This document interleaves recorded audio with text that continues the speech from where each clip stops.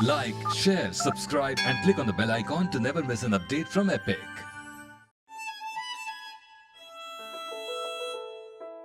कहते हैं ना, change is the only constant.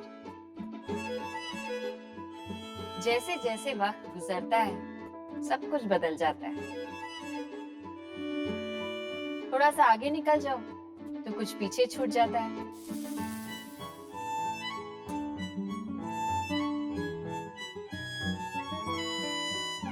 लेकिन एक कड़ी है जो हमें जोड़े रखती है, जो हमें याद दिलाती है that we are all connected to the same land. और वो है हमारे त्योहार और उनसे जुड़ा खाना।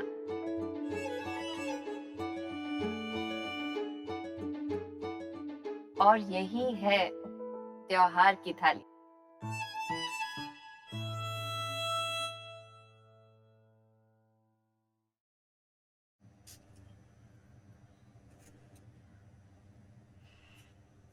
तो एक बार ना मुल्ला नसरुद्दीन कहीं सफर पे जा रहे थे। चलते चलते थक गए तो उन्होंने सोचा एक पेड़ के नीचे थोड़ी देर आराम कर लिया जाए। फिर आराम करते करते ना उनकी नजर ऐसे ऊपर गई पेड़ की तरफ। तो पेड़ पे अखरोट लगे हुए थे। तो उन्हें बड़ा अजीब लगा। उन्होंने कहा, अरे इतना बड़ा विशाल पेड़ और उस पे फल लगा इतना छोटा सा अखरोट। मतलब ऐसे विशाल पेड़ पे तो कद्दू लगे होने चाहिए। खैर, ये सोचते सोचते उन्हें नींद आ गई, सो गए वो। फिर थोड़ी देर बाद उनके सर पे एक अखरोट आके गिरा।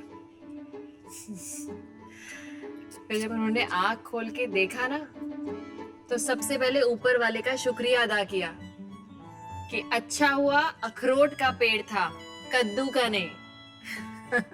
तो हमारे यहाँ कद्दू ना एकादशी वाले दिन बनते हैं। मतलब और भी बनता है, लेकिन एकादशी वाले दिन खास करके बनाया जाता है। एकादशी से ना जुड़ी हुई बहुत सारी कहानियां हैं। मेरी दादी व्रत रखती थी ना एकादशी का, तो वो सुनाती थी ये कहानियां। एक बार ना भगवान विष्णु यमलोक गए। भाई अब स्वर्ग लोक में बैठे बैठे बोर हो गए होंगे, उन्होंने सोचा होगा यमलोक का एक चक्कर लगा लेता हूँ। तो जैसे ही वो यमलोक पहुंचे ना, उन्हें वहां से लोगों के रोने की, चीखने की, चिल्लाने की आवाजें आने लगी। तो बहुत परेशान हो गए और उन्होंने कहा कि इन लोगों को इस परेशानी से मुक्ति दिलानी चाहिए। तो उनके मुंह से एक शब्द निकला उस समय, और वो शब्द था एकादशी। और पता है क्या, इस शब्द को सुनने से ही वो सारे जो लोग वहां चिल्ला रहे थे, दर्द से करहा रहे थे, रो रहे थे, उन्हें मुक्ति मिल गई। और तब से एकादशी वाले दिन लोग व्रत रखने लगे मोक्ष की प्राप्ति के लिए। ऐसे मुझे ना बहुत बचपन में ही ये बात समझ में आ गई थी कि कद्दू से दोस्ती करनी पड़ेगी। अब क्या है ना कि दादी एकादशी का व्रत रखती थी। एकादशी आती है महीने में 2 बार, शुक्ल पक्ष की और कृष्ण पक्ष की। और जब जब एकादशी आती है तो घर में बनता है कद्दू। तो ये पहले उन सब्जियों में था जो ना वाली सब्जी होती हैं, जिन्हें देख के हम ना करते हैं। लेकिन फिर समझ में आया कि भाई पेट भरना है तो कद्दू से दोस्ती करनी पड़ेगी। तो आज मैं ये कद्दू इसीलिए काट रही हूँ क्योंकि आज मैं एकादशी मनाने वाली हूँ।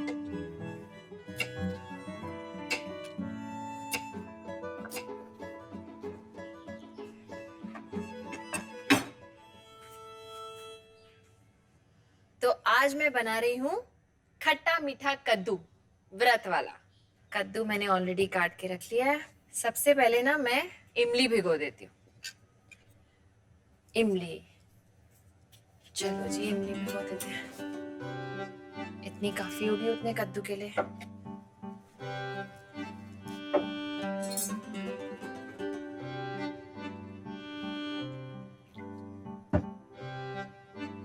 थोड़े से मसाले भूनने हैं हमें। ओके, मसाले मुझे चाहिए मेथी, सौंफ और जीरा। वहीं पे इसमें साबुत सौंफ पड़ती है, बड़ी वाली।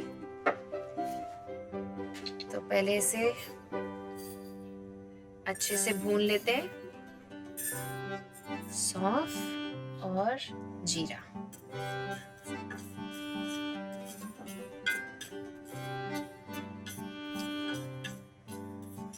जीरा, मेथी और सौंफ का जो मिक्सचर है ये भुन गया है, इसे पीस लेते हैं।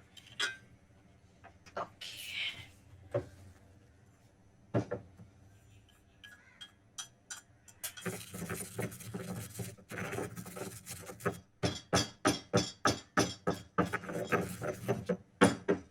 ओके, इसे थोड़ी देर के लिए यहीं छोड़ देते हैं। तब तक मैं मिर्ची और अदरक काट लेती हूँ।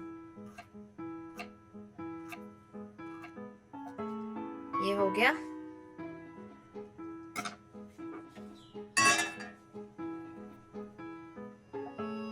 कद्दू रेडी है, अदरक और मिर्ची रेडी है और ड्राई रोस्टेड मसाला रेडी है।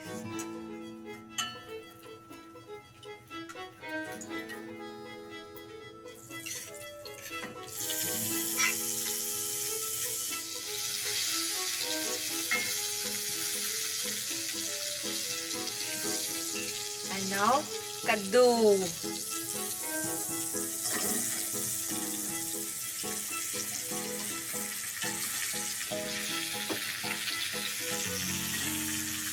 क्योंकि ये व्रत के लिए बनाया जाता है ना, इसमें रेगुलर नमक नहीं डालते, इसमें मैं सेंधा नमक डालूंगी। और इसमें ना कोई मसाले नहीं पड़ते, ना हल्दी, ना हींग, ना लाल मिर्च का पाउडर, ना धनिया, ना गरम मसाला, कुछ भी नहीं। बस मेथी, सौंफ, जीरा एंड ये हरी मिर्च एंड अदरक और सेंधा नमक, बस। और बाद में इसमें इमली। एक बार ये तड़का और नमक कद्दू में अच्छे से मिक्स हो जाए ना, फिर इसे हल्की आंच पे पकने देना चाहिए, ऐसे। तो कहानी ये है कि दक्ष जो है वो ब्रह्मा के पुत्र माने जाते हैं और उन्होंने अपनी 27 बेटियों की शादी चंद्रमा के साथ करा दी। और चंद्रमा को 27 में से सिर्फ एक थी, रोहिणी, जो सबसे ज्यादा पसंद थी। उनका दिल रोहिणी से जुड़ गया। तो बाकी की जो 26 थी ना, उन्हें ऑब्वियसली प्रॉब्लम होने लगी, ईर्ष्या भी होने लगी और बुरा भी लगने लगा। तो वो शिकायत लेकर अपने पिता के पास पहुंच गई। तो दक्ष ने चंद्रमा से बात की, भाई उसे समझाने की कोशिश की कि सारी की सारी 27 तुम्हारी पत्नियां, सबको बराबर का प्यार दो। लेकिन चंद्रमा को तो बस रोहिणी के अलावा और कुछ सोचता ही नहीं था। तो वो नहीं माने। तो दक्ष को गुस्सा आ गया। दक्ष ने गुस्से में आकर चंद्रमा को श्राप दे दिया कि तुम्हें अपने इस रूप पे, अपनी इस आभा पे इतना गर्व है ना, तो तुम्हारी यही आभा दिन ब दिन घटती जाएगी। अब चंद्रमा को परेशानी होने लगी। उसे लगा कि अगर ये धीरे धीरे मेरी आभा घटती गई तो कहीं ऐसा ना हो कि मेरा अस्तित्व ही खत्म हो जाए। तो उसने तपस्या शुरू कर दी शिव जी को प्रसन्न करने के लिए और महामृत्युंजय जाप करने लगा। ओम त्र्यंबकम यजामहे सुगंधिम पुष्टिवर्धनम उर्वारुकमिव बंधनान मृत्युर्मुक्षीय मामृतात्। अब शिव जी जो भोले भंडारी हैं वो प्रसन्न भी हो गए उसकी इस तपस्या से। तो वो उसके सामने प्रकट हुए और चंद्रमा को ऐसे उठाकर ना अपने शीश पे धारण कर लिया। तब चंद्रमा की जो वो खोई हुई ऊर्जा थी, जो खोई हुई आभा थी ना, वो धीरे धीरे वापस आने लगी। लेकिन शिव जी ने चंद्रमा को एक बात और समझाई कि जो दक्ष का श्राप है ना, उसे रद्द भी नहीं किया जा सकता, उसे तो ऑनर करना पड़ेगा।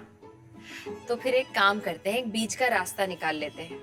15 दिन तक दक्ष का श्राप चलेगा, तो चंद्रमा की आभा धीरे धीरे घटती जाएगी और 15 दिन के बाद वो आभा धीरे धीरे उसी तरह लौट भी आएगी। तो जो 15 दिन चंद्रमा की आभा घटती है ना, उसे कहते हैं कृष्ण पक्ष, मतलब पूर्णमासी, पूरे चांद से अमावस्या की तरफ। और जब 15 दिन वो वापस लौटती है तो उसे कहते हैं शुक्ल पक्ष, मतलब अमावस्या से वापस पूरे चांद की ओर। और शुक्ल पक्ष और कृष्ण पक्ष का जो 11वां दिन होता है, जो 11वीं तिथि होती है, उसे कहते हैं एकादशी। 1 और 10, एकादश यानी कि 11, तो उससे बन गया एकादशी। जब तक मेरी चाय बन रही है तब तक मैं हरा धनिया भी काट लेती हूँ और इमली भी भीग गई है, इमली का पानी भी तैयार कर लेती हूँ, लेकिन पहले हरा धनिया काट लेती हूँ।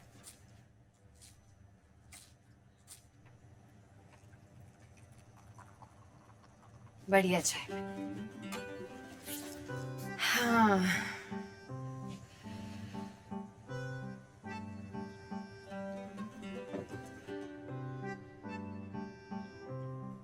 ओके, ये इमली का पेस्ट भी तैयार हो गया।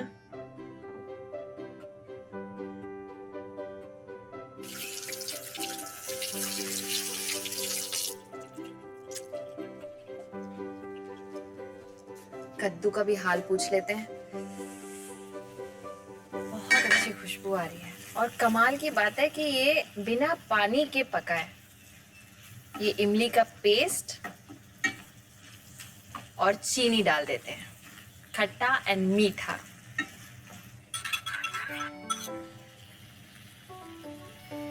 आई थिंक इतना काफी होगा।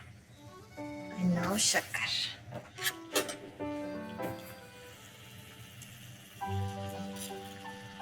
खट्टा मीठा मैं एकदम बराबर ही डाल रही हूँ, फिर बाद में टेस्ट के हिसाब से कुछ ऐड करना होगा तो कर लेंगे।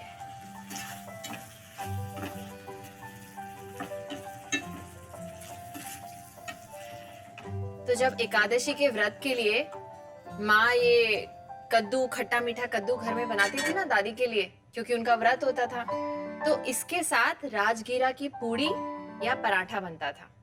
और हम लोगों के लिए फिर तरह तरह की स्टफिंग वाले पराठे बनते थे। तो मैं सोच रही हूँ कि मैं इसके साथ खाने के लिए एक तो प्लेन पराठा बना लेती हूँ, बिल्कुल जैसा दादी को पसंद था, और एक बना लेती हूँ पनीर पराठा। ओके, अब इसको चेक कर लेते हैं। हाँ, ये बिल्कुल तैयार है। अब इसमें थोड़ा सा हरा धनिया डाल देती हूँ।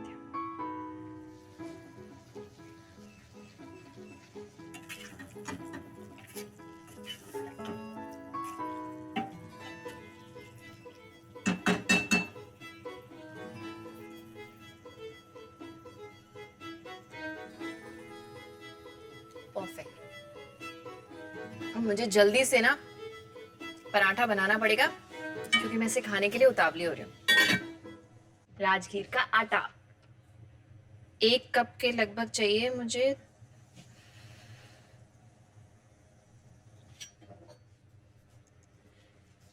तो एकादशी का जो व्रत होता है ना, उसमें अन्न ग्रहण नहीं किया जाता, मतलब चावल, गेहूं, इन सब चीजों का इस्तेमाल नहीं होता। इसीलिए ये राजगिरे का आटा इस्तेमाल कर रही हूं मैं। अब ये ग्लूटेन फ्री होता है, ये तो मैं आपको कई बार बता चुकी हूँ, मैं बार बार यही कहती रहती हूँ। लेकिन जब मैंने पहली बार अपनी माँ को ये बताया था ना कि ये ग्लूटेन फ्री होता है, तो मेरी माँ ने मुझसे पूछा था, भाई पहले ये बताओ कि ये ग्लूटेन क्या होता है। तो मैंने उन्हें कहा कि ग्लूटेन ना एक तरह का ग्लू होता है जो खाने की शेप बनाए रखता है, लेकिन ज्यादा क्वांटिटी में खा लो ना तो कुछ लोगों को हजम नहीं होता और कुछ लोगों को तो बिल्कुल सूट नहीं करता। तो पता है मेरी माँ ने क्या कहा, ये तुम्हारे नए जमाने के नए नए नाम हैं, ये चीजें हमें कब से पता है, बस नाम अलग होते हैं। आलू बॉईल करने के लिए रख देती हूँ, क्योंकि राजगिरी के आटा को बाइंड करने के लिए ना आलू लगेगा उबला हुआ। जब तक ये आलू हो रहे हैं ना, तब तक मैं पराठे के लिए स्टफिंग तैयार कर लेती हूँ।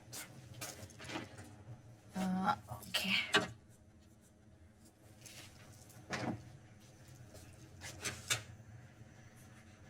पनीर ग्रेट कर लेते हैं।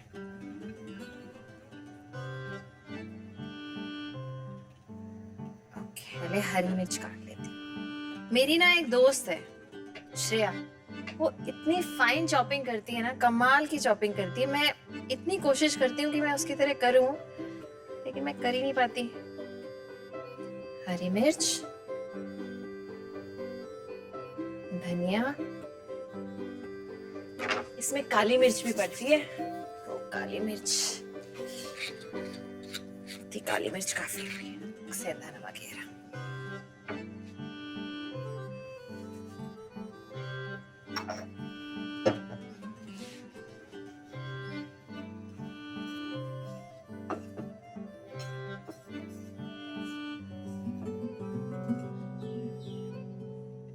ये स्टफिंग तो तैयार हो गई, आलू को भी चेक कर लेते हैं। अब हो गया ये आर पार, अच्छे से उबल गया है। इसको मैं एक बार ठंडे पानी से निकाल लेती हूँ।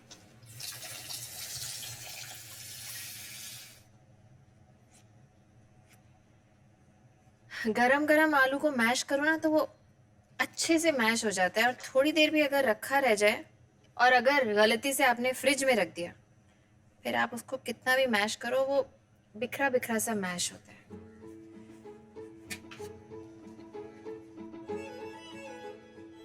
तो दादी ना एकादशी की एक कहानी सुनाया करती थी। एक बार भगवान विष्णु जब योग निद्रा में थे, तो उन्हें मूर्दानव नाम के एक राक्षस ने चैलेंज किया। तो उन दोनों में लड़ाई शुरू हो गई। फिर लड़ाई के बीच एक दिन विष्णु जी जो हैं, वो लड़ाई रोककर एक गुफा में चले गए। तो मूर्दानव ने वहां पे भी उनका पीछा नहीं छोड़ा, वो पीछे पीछे वहां पे भी पहुंच गया। विष्णु जी ना अंदर गुफा में आराम कर रहे थे, तो मूर्दानव ने मौके का फायदा उठाते हुए सोते हुए विष्णु जी पे वार करने की कोशिश की। और तब पता है क्या हुआ? विष्णु जी की जो 11 इंद्रियां थी, उनमें से एक अप्सरा निकली। और वो अप्सरा इतनी सुंदर थी, इतनी सुंदर थी कि मूर्दानव उस पे मोहित हो गया। लेकिन अप्सरा ने उससे साफ साफ कह दिया कि वो उसके पास तभी आएगी जब मूर्दानव उससे युद्ध करेगा। अप्सरा ने मूर्दानव को इस युद्ध में मार गिराया। तो जब विष्णु जी ने आंख खोली ना, तो मूर्दानव तो ऑलरेडी मरा पड़ा था और वहां ये अप्सरा खड़ी हुई थी। तब विष्णु जी ने खुश होकर उस अप्सरा को एकादशी का नाम दिया और साथ में 3 वरदान भी दिए। पहला तो ये कि सारी तिथियों में से एकादशी सबसे उत्तम, सबसे अच्छी तिथि मानी जाएगी। दूसरा वरदान ये कि जो कोई भी एकादशी का व्रत रखेगा, उसे अच्छी सेहत, ज्ञान, सुख, समृद्धि सबकी प्राप्ति होगी। और तीसरा वरदान ये कि हमेशा के लिए एकादशी का नाम विष्णु जी से जुड़ जाएगा। और ये मेरा आटा भी जुड़ चुका है। और मुझे थोड़ा सा घी निकाल के रख लेना चाहिए कटोरी में, थोड़ा सा सूखा आटा।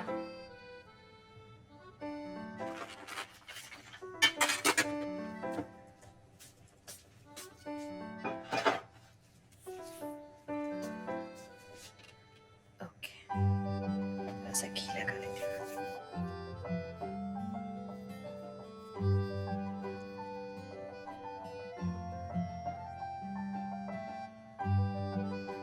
इसको ना बड़े हल्के हाथ से बेलना है और साथ साथ थोड़ा सा घुमाते भी जाना है ताकि ये टूटे ना। बहुत हल्का हल्का बेलना है।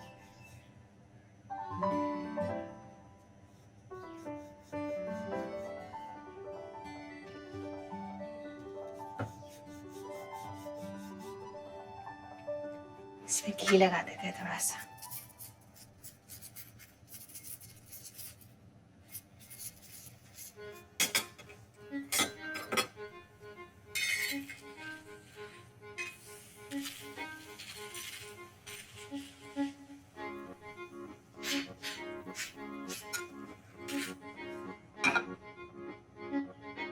अब ये वाला ट्राई करती हूँ, ये अच्छे से बने तो कुछ बात है।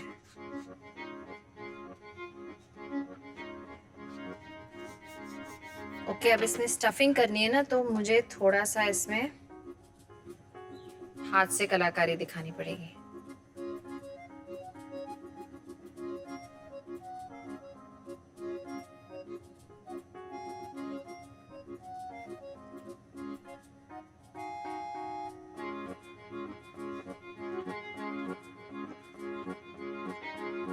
इसको बहुत हल्के हल्के प्रेशर से ऐसे स्प्रेड करना पड़ता है।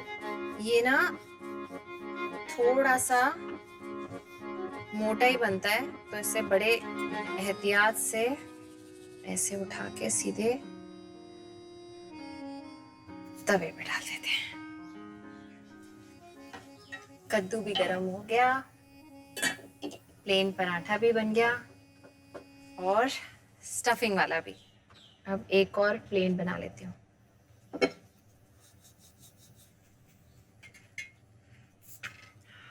नाइस।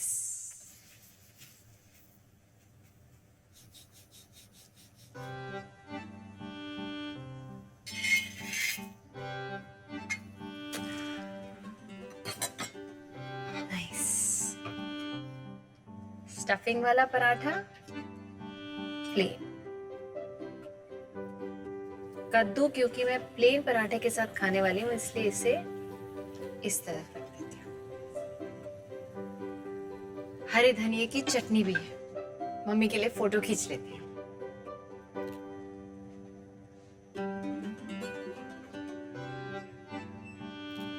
पहले प्लेन वाला कद्दू के साथ।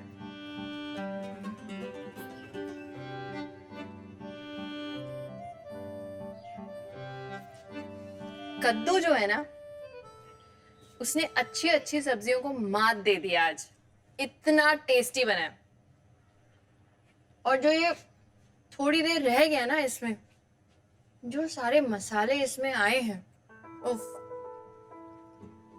बहुत बढ़िया।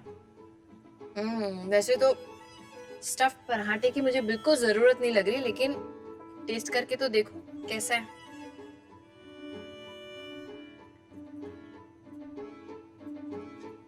क्या बात है। तो एकादशी जो है ना, महीने में 2 बार आती है और साल में 24 बार।